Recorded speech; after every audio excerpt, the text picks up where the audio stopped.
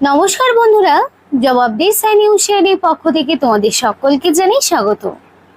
তো বন্ধুরা, আজকে কথা বলবো কলকাতা মেট্রো রেল কর্পোরেশন লিমিটেডের পক্ষ থেকে বের হওয়া সম্পূর্ণ একটি নতুন নোটিফিকেশন নিয়ে তোমাদের সাথে কথা বলবো, যেখানে তোমরা দেখতে পাবে যে রাজ্যের 23 জেলার যে কোনো প্রান্ত থেকেই ছেলে হোক কিংবা মেয়ে তোমরা প্রত্যেকেই আবেদন করতে পারবে এবং এখানে তোমাদের কোনো রকমের রিটেন টেস্ট নেওয়া হচ্ছে না, লিখিত পরীক্ষা নেই, সরাসরি ওয়াক ইন ইন্টারভিউ দিয়েই তোমরা নিযুক্ত হতে পারবে। যেটা কলকাতা মেট্রো রেল কর্পোরেশন লিমিটেডের পক্ষ থেকে নতুন করে বিজ্ঞপ্তি জারি করেছে। দুটো নোটিফিকেশন পরপর বেরিয়েছে এবং দুটো নোটিফিকেশন নিয়েই তোমাদের সাথে আজকে আমি কথা বলবো। এবং যে সমস্ত ব্যক্তির বয়স মিনিমাম 18 বছর তারা অবশ্যই এখানে অ্যাপ্লিকেশন করতে পারবে। মিনিমাম 18 থেকে শুরু হচ্ছে, ম্যাক্সিমাম প্রচুর রয়েছে, কারণ কি এখানে যাদের এক্সপিরিয়েন্স আছে তারাও যেমন আবেদন করতে পারবে, যারা ফ্রেশার্স ক্যান্ডিডেট তারাও আবেদন করতে পারবে, অর্থাৎ সকলের জন্য এখানে সুযোগ রয়েছে।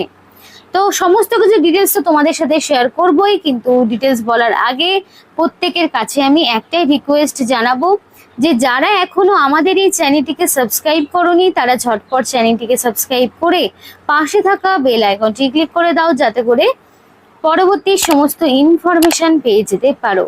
তো চলো বন্ধুরা, দেরি না করে এবার অফিসিয়াল নোটিশ নিয়ে ডাইরেক্ট বিস্তারিত আলোচনা তোমাদের সাথে শুরু করব। তো দেখো, কলকাতা মেট্রো রেল কর্পোরেশন লিমিটেডের পক্ষ থেকে বিজ্ঞপ্তি জারি হয়েছে, যেখানে অফিসিয়াল ওয়েবসাইটটি বলা রয়েছে www.kmrc.in। এটা হলো এদের অফিসিয়াল ওয়েবসাইট এবং এখানে তোমাদের নোটিফিকেশন আউট হয়েছে 18 তারিখ, 18/7/2025-এ নোটিফিকেশন আউট হয়েছে। একদম নতুন রিসেন্ট একটি নোটিফিকেশন, যেটা নিয়ে আজকে আমি তোমাদের সাথে কথা বলছি। তো যেহেতু তোমাদের 30 দিন সময় থাকছে 18 তারিখ থেকে, তো সেই অনুযায়ী তোমাদের 17ই আগস্ট পর্যন্ত, 17ই আগস্টের মধ্যে তোমাকে কমপ্লিটলি অ্যাপ্লিকেশন পাঠাতে হবে। লাস্ট ডেট পেরোনো যাবে না, লাস্ট ডেটের আগেই তোমরা মানে অবশ্যই যতটা পারবে আগেই অ্যাপ্লিকেশন জমা দেওয়ার। 17 তারিখের মধ্যেই অ্যাপ্লিকেশন তোমাকে জমা করতে হবে। অবশ্যই সেটা অফলাইন অ্যাপ্লিকেশন হবে, অনলাইন অ্যাপ্লিকেশন কিন্তু নয়, অফলাইনে অ্যাপ্লিকেশন করতে হবে। তো বন্ধুরা, অ্যাপ্লিকেশন করতে তোমাদের একটি বায়োডাটা ফর্ম পূরণ করতে হবে। তো বায়োডাটা ফর্মটি তোমরা নিজেদের মতন করে কিন্তু তৈরি করে নিতে পারো, সেক্ষেত্রে কোনো সমস্যা নেই। তো এখানে তোমাদের অ্যাপ্লিকেশন করতে গেলে কি কি করতে হচ্ছে একবার সেটা দেখে নাও। তো name of the applicant in block letter, অর্থাৎ ক্যাপিটাল লেটারে তোমার নাম থাকবে অবশ্যই অ্যাকর্ডিং টু মাধ্যমিক অনুযায়ী যে তোমার নাম রয়েছে সেই নাম, ফাদার্স নেম, মাদার্স নেম এবং হাজবেন্ডের নাম। এবার গার্জিয়ান হিসেবে তুমি চাইলে তোমার বাবা, মা এবং হাজবেন্ড যে কাউকে রাখতে পারো, বিকজ ছেলে মেয়ে প্রত্যেকে আবেদন করতে পারবে, তেমনি ম্যারেড আনম্যারেড প্রত্যেকেই আবেদন করতে পারবে। তো সেই অনুযায়ী তাদের নাম তোমাকে দিতে হবে।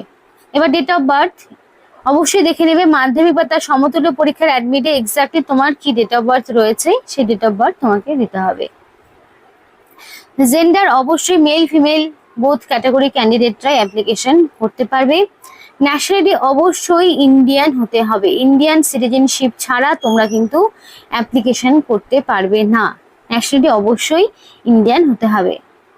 এবার কাস্ট, তুমি এসসি হও, এসটি হও, ওবিসি হও, ইডাব্লিউএস হও, প্রত্যেকটি ক্যাটাগরির প্রার্থীরাই অ্যাপ্লিকেশন করতে পারবে। ইউআর হলে পারে কোনো রকম কাস্ট সার্টিফিকেট দিতে হবে না, বাট যদি এসসি এসটি ওবিসির মধ্যে হয়ে থাকো তাহলে কিন্তু দিতে হবে।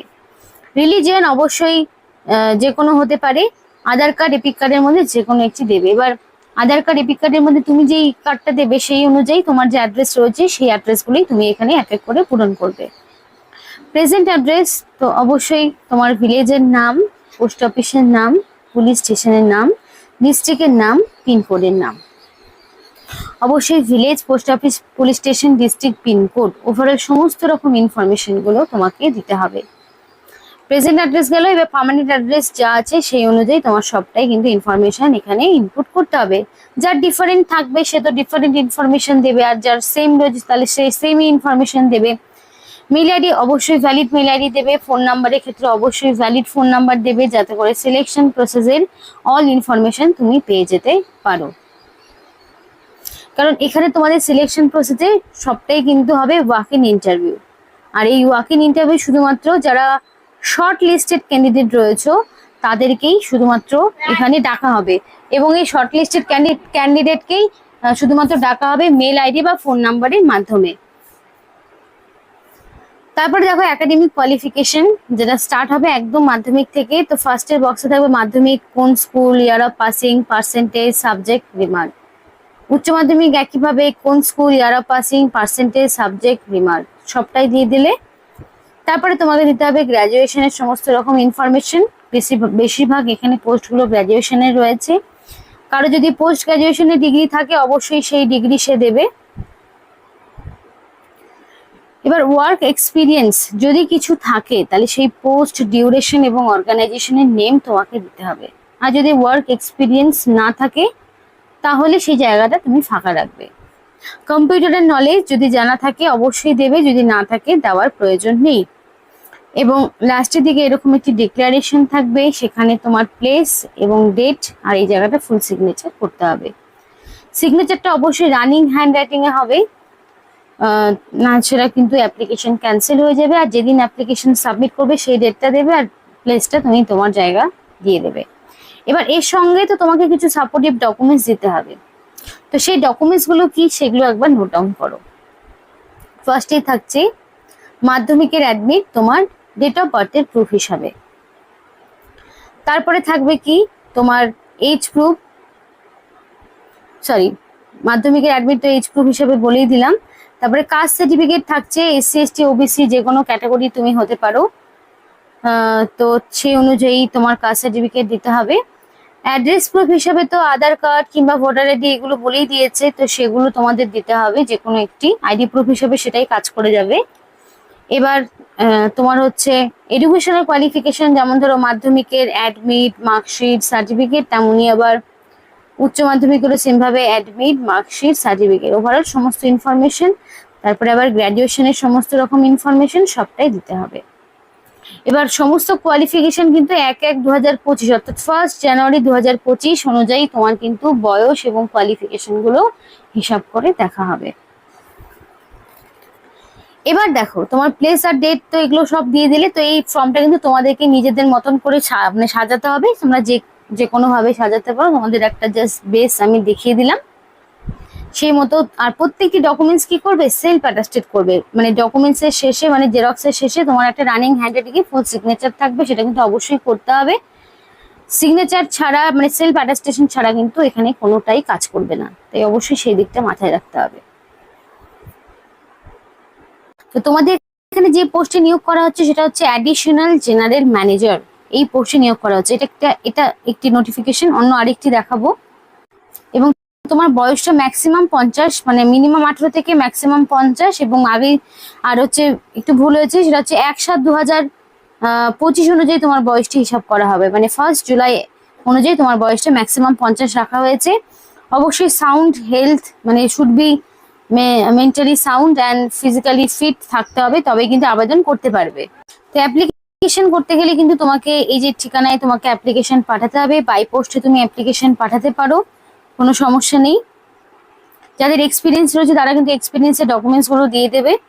মেল অ্যাড্রেসটা অবশ্যই ভ্যালিড দেবে, কোয়ালিফিকেশনে যা যা ডকুমেন্টস বললাম সেগুলো দেবে। এবং এটা আরও একটি পোস্ট জেনারেল ম্যানেজারের। এটা আগেরটা ছিল অ্যাডিশনাল জেনারেল ম্যানেজার, এটা কিন্তু শুধু জেনারেল ম্যানেজার। এবার তোমরা এর মধ্যে যে কোনো একটি পোস্টের জন্য আবেদন করতে পারো, কিন্তু সমস্ত পোস্টের জন্য একসাথে অ্যাপ্লিকেশন করা যাবে না, যে কোনো একটি পোস্টের জন্যই তোমাকে অ্যাপ্লিকেশন করতে হবে। আর দুটো পোস্টের ক্ষেত্রে অ্যাপ্লিকেশন করা লাস্ট ডেট হচ্ছে 17/8/2025। 17/8/2025 মধ্যে তোমাকে কমপ্লিট অ্যাপ্লিকেশন করতে হবে। তো এর আগে নর্মালি তোমাদের বিভিন্ন রকম স্টেশনের ইনফরমেশন দেওয়া হয়েছে। এটা কিন্তু কলকাতা মেট্রো রেল কর্পোরেশন লিমিটেডের পক্ষ থেকে বের হয় একটি নতুন নোটিফিকেশনে তোমাদের সাথে কথা বললাম। তোমরা যদি নিজেদের লোকাল স্টেশনে জব করতে চাও অবশ্যই আমাদেরকে জানাও তোমাদের লোকাল স্টেশনের নাম। অবশ্যই তোমাদের সাথে সেই লোকাল স্টেশনে যে বিভিন্ন রকম মাধ্যমিক পাশের যে নিয়োগ প্রক্রিয়াগুলো চলছে সেগুলো নিয়ে কিন্তু তোমাদের সাথে ডিসকাস করতে পারবো। আর এই ক্ষেত্রে যারা আজকে যে দুটো পোস্টে কথা বললাম সেখানে কিন্তু মিনিমাম তোমার গ্র্যাজুয়েট হতে হবে। গ্র্যাজুয়েট হলেই তুমি কিন্তু অ্যাপ্লিকেশন করতে পারবে। মিনিমাম গ্র্যাজুয়েট থাকতে হবে এবং সেটা কমপ্লিটলি 1/7/2025 এই তারিখ অনুযায়ী তোমার কমপ্লিটলি গ্র্যাজুয়েশন থাকতে হবে।